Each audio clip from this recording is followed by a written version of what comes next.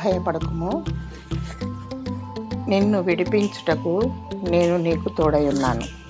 ఇర్మియా 1వ అధ్యాయము 8వ వచనం.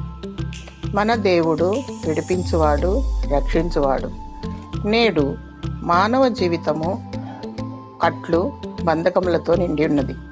అపవాది యొక్క తంత్రము వలన చాలా మట్టుకు దేవుని బిడ్డలు ఇరుకున పడి ఉన్నారు. మనము దేవునికి మొరపెట్టిన యెడల ఆయన మనలను విడిపించును. మన ప్రభు యొక్క మహిమగల ప్రసన్నత నేడును మనలను విడిపించుచున్నది. సింహపు గుహలో వేయబడిన దానియేలును కాపాడుటకు దేవుడు తన దూతలకు ఆజ్ఞాపించెను. దేవదూత సింహముల నోళ్లు మోగించెను కనుక దానియేలునకు ఏ హానియు కలగలేదు.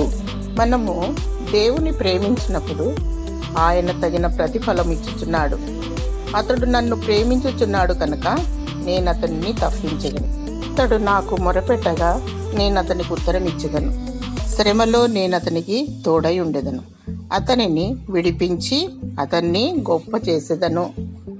మన దేవుడు మన శ్రమలలో మనకు తోడయుండి తప్పించును కనుక ప్రభువును మనము హృదయపూర్వకంగా స్తుతించి ఘనపరచవలను.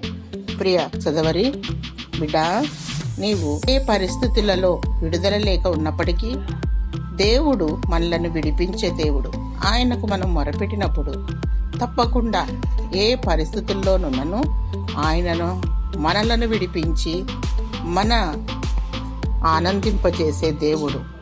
నీకు కూడా దేవుడు ఈ దినము సహాయము దయచేయను గాక. ఆమేన్.